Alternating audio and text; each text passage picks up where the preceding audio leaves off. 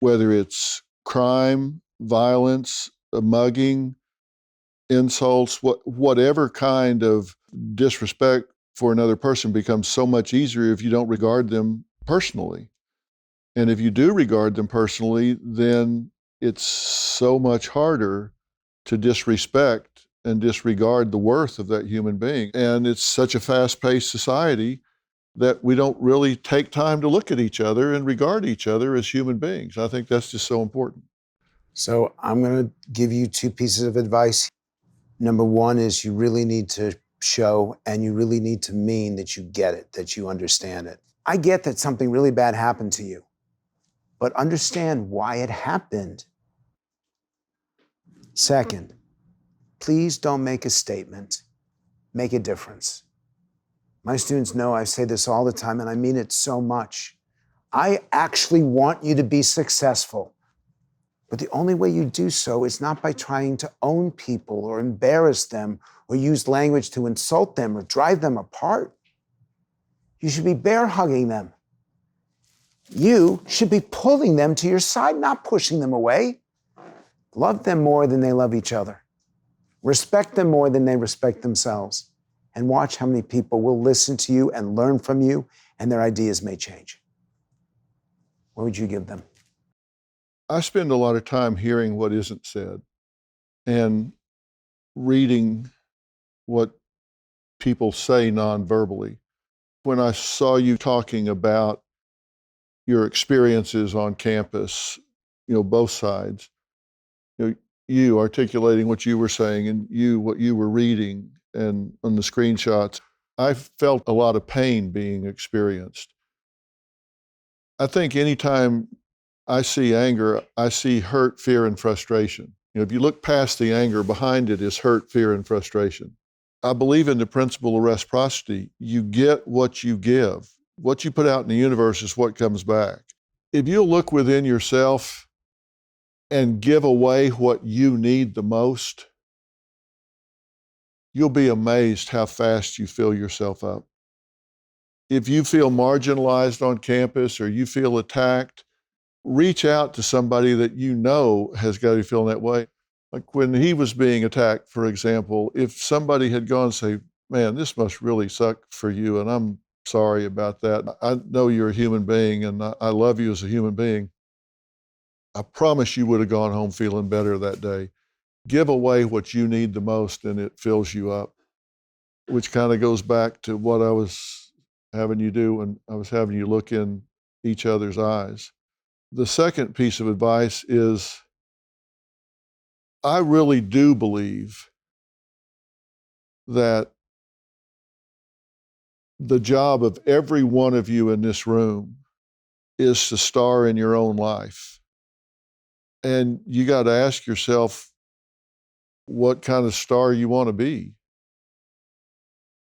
Is it inspirational or is it aggressive? What kind of star do you want to be in your own life?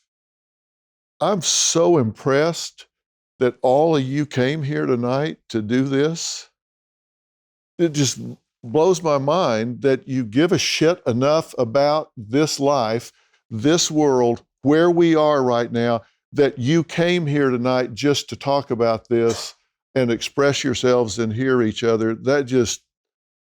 I'm like, holy shit. I'm so impressed. I would not have done this at your age. I just didn't give a shit. My dad died when I was 42.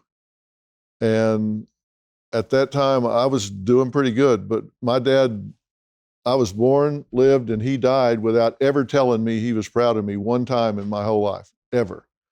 Graduated number one in my class, went to school on a football scholarship, but I figured out sometimes you got to give yourself what you wish you could get from somebody else. And so I decided I got to star in my own life. And I hope all of y'all do that and decide what kind of star you want to be. I just wanted to sort of like make a statement or ask an appeal as a way of making a step towards bridging, I guess, the political divide on campus with a thing that was talked about screenshots in a group chat. Currently, of that member, we've talked to him. He's scared for his life because he said something that he believed was in a private group chat.